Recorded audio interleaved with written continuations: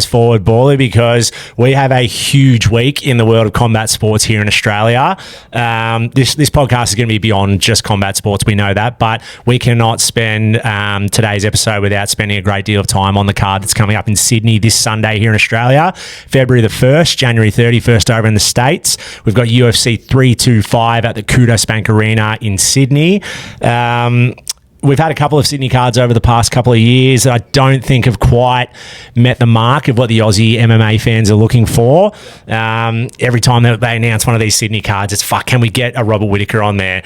Can we get a JDM on there, which we have before? But it's always been, can we get Volk in Sydney? That is what we want. The man is from New South Wales. He has fought in Sydney before, but he has never defended a belt in Sydney. He won that belt back against Diego last year. What a perfect bloody opportunity for him to defend the belt on home soil in his backyard against a guy he already monstered and beat last year. Fuck it. If you can't tell, I'm pumped already. Got the Volk shirt ready to go. I'm flying up to Sydney this week for work purposes, but coincidentally, I'm going to be there when the fight's on this weekend. I'm going to get into the fight. I just can't wait, Bally. How are you feeling about this weekend? Yeah, Tuckers, you couldn't have nailed it anymore. And in honour of the great man Volk and the fact that it's Australia Day week, I've got the old Aussie hat with the corks. I'm pumped, mate. As you've probably seen, I wouldn't say me and Volk are mates, but I've met him a couple of times. I've had a couple of great yarns with him. He's just a salt-of-the-earth guy, just so nice. I met his dad. His dad's a legend as well. And I just think what he's done for the sport has been incredible. Probably one of the best pound-for-pound fighters we've ever seen. He pretty much almost put us back on the map after we had, Robert Whittaker and a few others dropped off. I think he'll go down as a future Hall of Famer. And I'm so excited, mate, that we finally get to see him. Hopefully it's not his swan song and he's retiring. Hopefully he's got a couple more left in him. Unreal, Bally. But look, we're going to touch a little bit more on Volk and spend a bit more time on him. But I do just want to run through the main card, the main 5 fights, because there is a very heavy Aussie focus on the whole of UFC 325 and even on the prelims. But it's a pretty good card. I think it's better than the quality we've had in the past couple of years fighting in Sydney. So, just kicking it off from the entry part of the main event, we've got Quillan Salkilld fighting Jamie Mullarkey, 2 Aussies. Quillan is a really hot prospect at the moment. He had a great 2025. I think he had 3 wins, including just a vicious head kick knockout in the late stages of 2025. $1.13 Quillan taking on Jamie at $6.05. I think Jamie's a bit older. Jamie's been around a fair bit longer, but he doesn't probably have any of that killer instinct that Quillan has. I think the odds are pretty reflective of what's going to happen in this fight. Jamie's coming in off late notice because there was someone pull out, but it's very clear the UFC wanted Quillan to be fighting on this card in the back door in Australia. You got some thoughts on this fight? What do you think? Yeah, exactly right, Tuckers. So Jamie's a vet. He's been beat up. I'm not sure he's got the chin anymore. He's a great replacement. It's great to have 2 Aussies on the card, but yeah, I think Quillan is just going to be too good for him. He's like you said, he's an up and comer. He's a future, top 10, top 15 fighter. He's great on his feet. He can knock you out, which he's shown recently that he's got that power. I think he's just going to be too nimble, too young, and I think it's just going to be a one-sided fight, to be honest. And hats off to you, Jamie. You've been a battler, but you're going down, and I'm saying KO. KO, nice. Yeah, I'm going Quillan via KO as well. Lightweight fight. I failed to mention that earlier, but yeah, it's a great way to kick off the main card with a really exciting, in particular, prospect. But we're moving on to a couple of guys who are a little bit more well known, or one in particular here in Australia. We've got some heavyweights for the next fights in the UFC 325. We've got Tai Tuivasa, $3.52. Would you believe it? Taking on Teixeira, $1.30. The big boys, Tai is coming off 5 consecutive losses, I believe it is now, but yeah, he's had some runs throughout his career. He's had some really good moments. It's been a couple of years now since he's been really up and going and really humming and really firing, but Teixeira, I think, is a little bit of an unknown. He's someone that the UFC really tried to pump up over the past couple of years, and they gave him a main event against Derek Lewis last year, and he got chinned.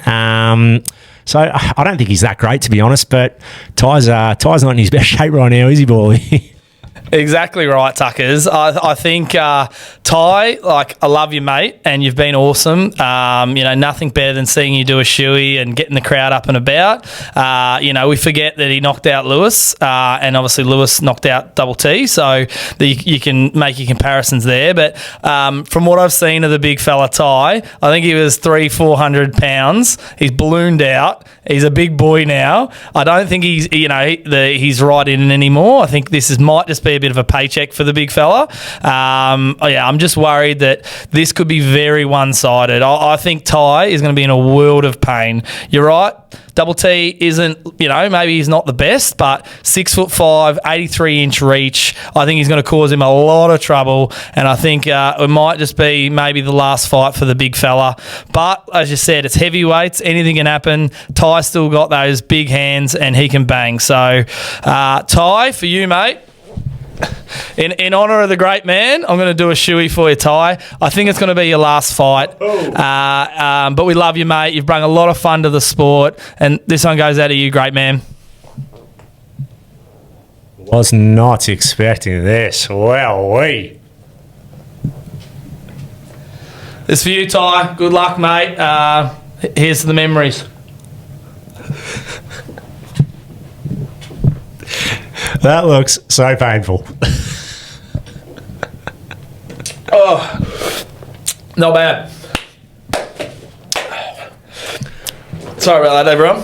Well done, boy. That is a great tribute to big Tai Tuivasa. Look, all I'll say about Tai is, he's one of the real big name Aussie fighters who's been in the UFC for the past 6 or 7 years. He's had some great wins. I think we just got to remember it's 5 consecutive losses, but it's for the best of the best in that time because he had that run where he got right to the top end of the rankings. I think he lost, what did he lose to? Sergey Pavlovich, Cyril Gane. Who else has he lost to after that? Alexander Volkov. Rosenstrike, he's losing to some good fighters. It's heavyweights, anything can happen. He catches the big fella with an elbow across the top like he used to do. He can hurt him. There's just that much weight behind him that, anything could happen. So I'm with you as well, Bally. Let's go big Tai Tuivasa. But look, following on from that, we're going to move into the top 3 fights and we're going to move through these relatively quickly, Bally. But we've got what should be a really exciting fight in the third fight down the line. We've got Rafael Fiziev at a $2.02 taking on Maurizio Ruffy, $1.82. One of the old fighting nerds or a former fighting nerd. Should be an exciting, entertaining, striking fight, this one. Should be on the feet. However, if it's not, I think Rafael does have a good ground game as well if he does want to take the fight to ground. But I think Rafael at $2.02 presents great value again. We saw him against Justin Gaethje last year in Justin's one and only fight, and it was a slugfest. We saw Rafael come away from that with bloodied up face, and I think we thought he was quite a way away from those top end of the rankings in the lightweight division, but we just saw what Justin did to Paddy Pimblett, right? So Maurizio Ruffy is coming off a loss to BSD over in France last year, so there was a lot of hype behind him before that. He really wants to win. He's changed up all his training regime. I've been following. He's left the fighting nerds. He's been over in Thailand. He's come to Australia. He's fighting with Volk. And what's interesting, an interesting fact I heard about that is actually that Rafael Fiziev is also very heavy in training in Thailand, and he's trained a lot with Volk. So Ruffy has come to Australia. He's now training with Volk, and they suspect, obviously, getting a lot of tips on Rafael. So a lot of interesting dynamics to that fight. You got any thoughts? Yeah, well, I think the thing with Rafael is the fact that I think he's copped a bit of damage. He's now, he's coming back from ACL, so he's not the fighter he used to be.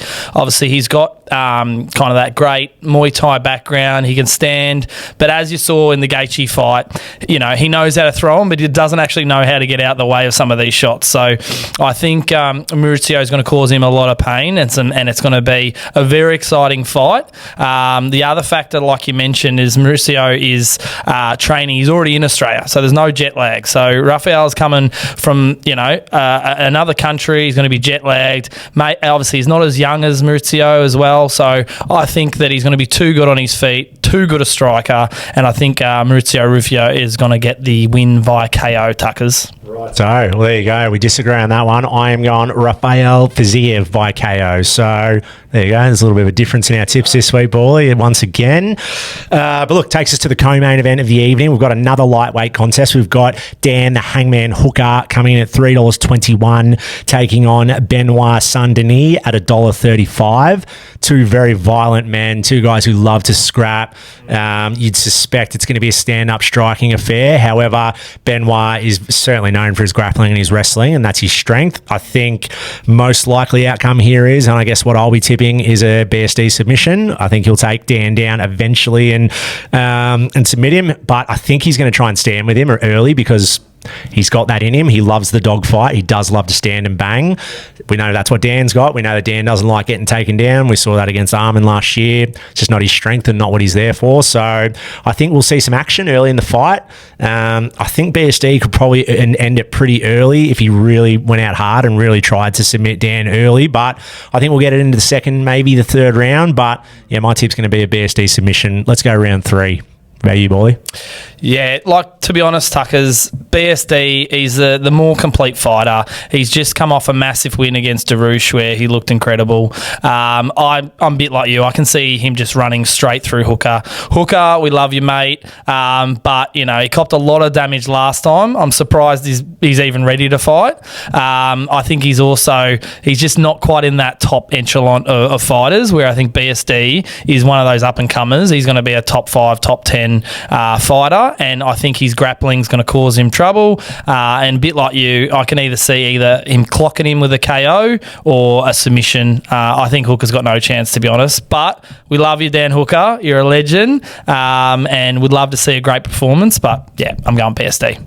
Yep, I agree, Bally, and yeah, big shout out to Dan the Hangman. He's brought a lot of entertainment to us boys over there. Even the 1 minute scraps, you following that? The 1 minute scraps on his Insta channel, mate. They're incredible. That's just fucking nuts. It brings me back to the old bum fights. Remember those? Yeah. You know, it's crazy to watch, and hats off to him. He's trying something outside of UFC. So just all the big fellas over in New Zealand getting into a backyard, scrapping it out for 10K. It's just awesome, and only someone like Dan Hooker would think of something like that. Wouldn't be like a Kiwi to get in a scrap, would it? No, definitely not. But look, takes us into the main event of the evening. I guess the reason why a lot of people will be tuning into UFC 325, we've got Alexander the Great Volkanovski coming in at $1.64 favourite, taking on Diego Lopes, $2.26 outsider. It's a rematch from a fight we saw last year, a fight that doesn't make sense to a lot of people in the UFC community. A lot of people are surprised that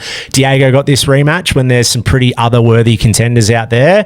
I was surprised that Diego got the call up for this, but I think like you touched off at the start, a bit of an element to he's a very marketable fighter, start of the Paramount deal, second week in, and they wanted a big fight for here in Australia, and I think traditionally we've probably struggled to bring some big names across here to fight in Australia.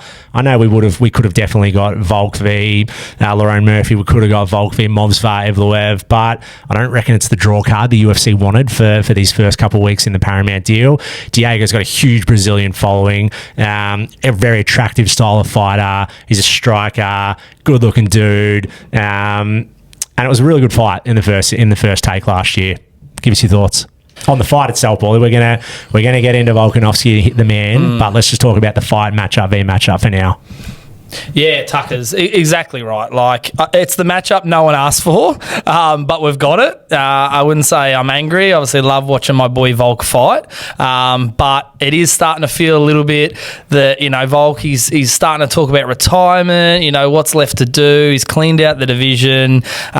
Is he as hungry as a Lopes that's now, you know, he's gone away, he's had a training camp, he's able to make those changes. You know, he's got the ability with his jiu-jitsu to cause a lot of problems for Volk, and Volk got him last time, but I'm a little bit worried that maybe Lopes is going to be a little bit quick for him.